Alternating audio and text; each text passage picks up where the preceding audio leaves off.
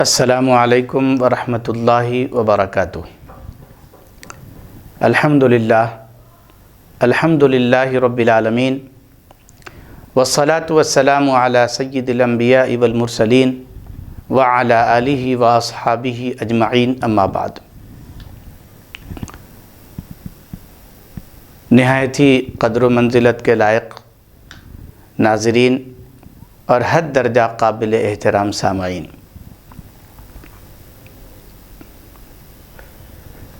پروردگار عالم کا لاکھوں کروڑوں احسان عظیم ہے کہ اس نے ہمیں ایمان کی دولت عطا فرمائی ہے۔ یہ ایمان کی دولت اتنی قیمتی چیز ہے جس پر نجات کا دار و مدار اور نجات کی بنیاد ہے۔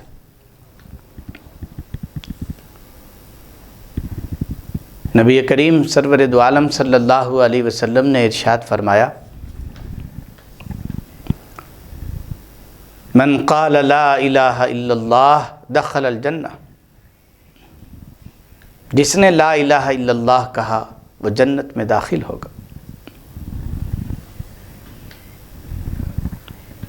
بغیر کلمہ توحید کے، بغیر ایمان کے کوئی شخص جہنم سے نجات پا ہی نہیں سکتا۔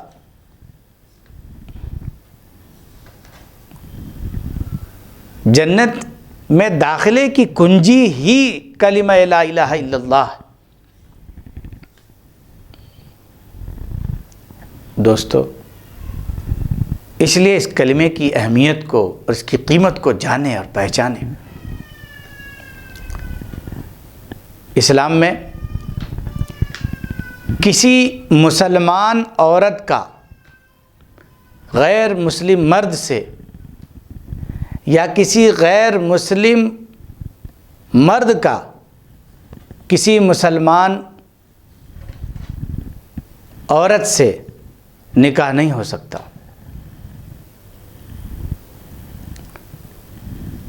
اور نہیں ہو سکتا مطلب نہیں ہو سکتا، یہ جائز اور درست ہی نہیں ہے۔ یہ شادی شادی ہی نہیں ہے، یہ نکاح نکاح ہی نہیں ہے۔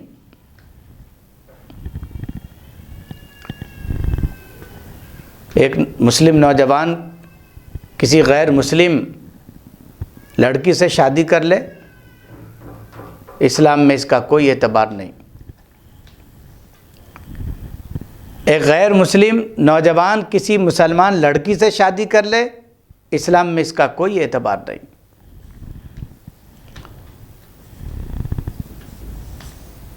یہ زندگی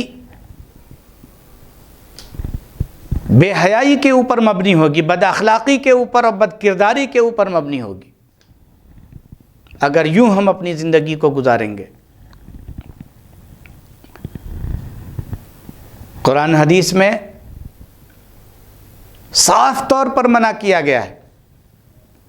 سورہ بقرہ آیت نمبر 221 میں فرمایا گیا، اور مشرک عورتیں جب تک مسلمان نہ ہو جائیں ان سے نکاح نہ کرو، اور ایک مسلمان باندی بھی آزاد مشرک خاتون سے بہت بہتر ہے، چاہے وہ تم کو پسند ہو۔ اور مسلمان عورتوں کا مشرک مردوں سے جب تک وہ مسلمان نہ ہو جائیں نکاح مت کرو، چاہے وہ تم کو پسند ہوں، کیونکہ یہ دوزخ کی طرف بلاتے ہیں، اور اللہ اپنی توفیق سے جنت اور مغفرت کی طرف بلاتے ہیں، اور اللہ لوگوں کے لیے اپنے احکام کو کھول کھول کر بیان کر دیتا ہے تاکہ لوگ نصیحت حاصل کریں۔ صاف طور پر اللہ تبارک و تعالی نے منع فرما دیا ہے کہ کسی مسلمان کا کسی غیر مسلم سے نکاح نہیں ہو سکتا۔ مسلمان مرد عورت نوجوان لڑکے اور لڑکیاں، بچے اور بچیاں صاف طور پر اپنے رب کا پیغام سن لیں اور غور کریں کہ وہ کیا کر رہے ہیں اور کیا کرنے جا رہے ہیں۔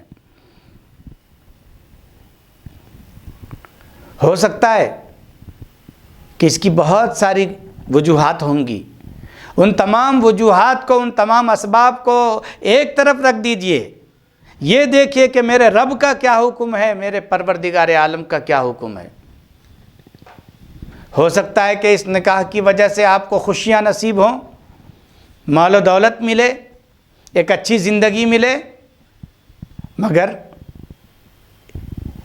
وہ اچھی زندگی جو اسلام کے بغیر ہو، ایمان کے بغیر ہو، وہ کس کام کی؟ آخر ہمیں دنیا کے اندر ہمیشہ نہیں رہنا ہے، ایک نہ ایک دن رب تعالی شانہ کے سامنے جواب دینا۔ پروردگار عالم کی طرف سے سوال ہوگا، بول تو نے میرے حکم کو کیوں توڑا؟ جو شریعت میں نے تمہیں دی تھی اس شریعت پر عمل کیوں نہیں کیا؟ جو دستور اور جو قانون تمہیں عطا کیا گیا تھا اس کے مطابق تم نے عمل کیوں نہیں کیا؟ اس کو کیوں توڑا؟ اس کے خلاف عمل کیوں کیا؟ کیا جواب دیں؟ ہزاروں مصیبتیں، سینکڑوں مصیبتیں برداشت کر لیجئے، پریشانیاں برداشت کر لیجئے، مگر غیر مذہب میں شادی مت کیجیے۔ سب کو راضی کرنے کے لیے رب کو ناراض کرنا کہاں کی عقل بندی ہے؟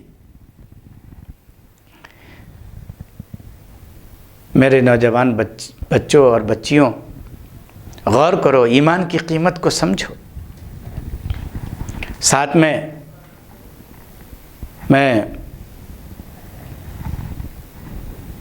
سرپرستوں سے بھی کہنا چاہوں گا، اپنے سماج اور اپنے معاشرے کے لوگوں سے بھی کہنا چاہوں گا کہ اس سلسلے میں مسلم سماج کے ہر فرد کو اپنی ذمہ داری ادا کرنی،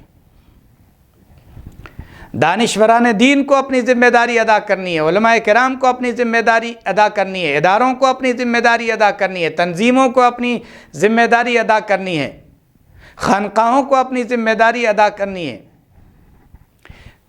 جماعتوں کو اپنی ذمہ داری ادا کرنی ہے۔ اس کے ساتھ ساتھ مسلم سماج کے ایک ایک فرد کی ذمہ داری ہے کہ اس معاملے پر توجہ دیں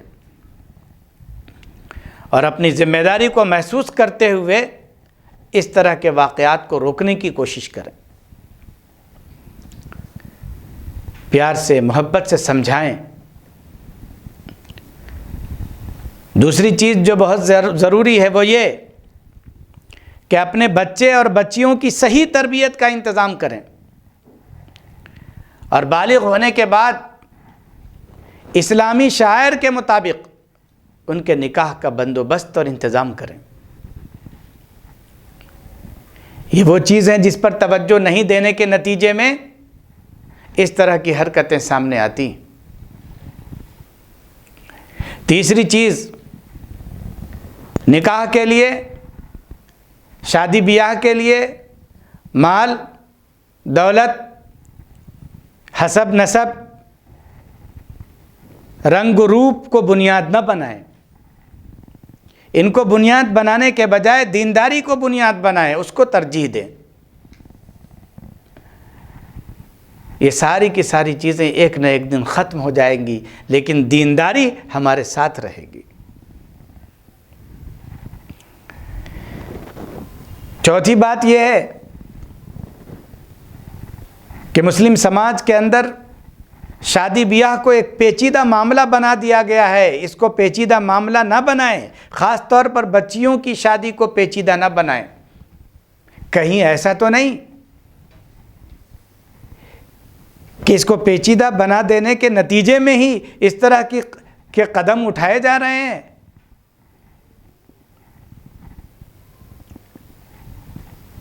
جہیز ایک لعنت ہے، سب کو معلوم ہے، اس کے باوجود بھی اس کو ہم اپنی شان و شوکت کا معیار بنا لیتے ہیں۔ کیا معیار جناب نبی کریم سرور دو عالم صلی اللہ علیہ وسلم کی حیات طیبہ اور صحابہ اکرام رضوان اللہ تعالی علیہم اجمعین کی زندگی نہیں ہے؟ کیا ہمارے لیے یہ کافی نہیں؟ اپنی شان و شوکت کو مت دیکھیے، یہ دیکھیے کہ میرے پیارے نبی سرور دو عالم صلی اللہ علیہ وسلم کا پاکیزہ اور پیارا طریقہ کیا ہے۔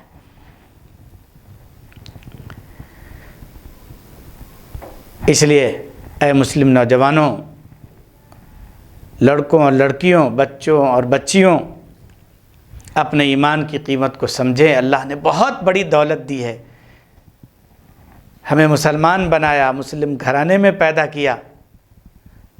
لوگ آج تڑپ رہے ہیں اور پیاسے ہیں اسلام قبول کرنے کے لیے، اسلام کے دائرے میں شامل ہونے کے لیے۔ اتنا پیارا مذہب اسلام ہے، جن کے بارے میں کہا گیا ان الدین عند اللہ الاسلام، کہ اللہ کے نزدیک سب سے پسندیدہ مذہب اسلام ہے۔ لوگ اس کی طرف رجوع ہو رہے ہیں اور آپ اپنے مذہب کو چھوڑ کر دوسرے مذہب کی طرف مائل ہو رہے ہیں۔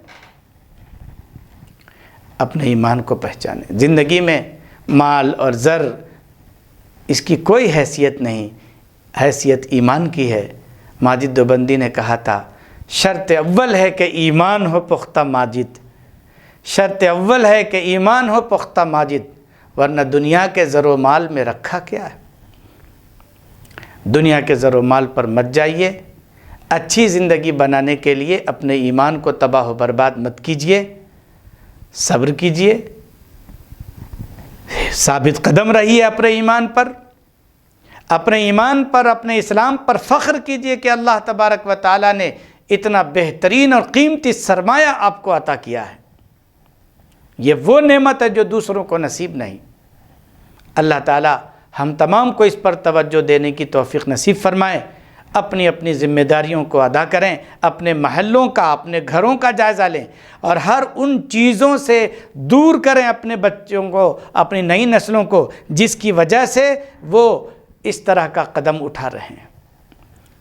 رب اغفر ورحم وانت خیر الراحمین۔ اللہ تعالیٰ ہم تمام کو، ہماری نسلوں کو تادم حیات ایمان پر ثابت قدم رکھے۔ وآخر دعوانا ان الحمد للہ رب العالمین۔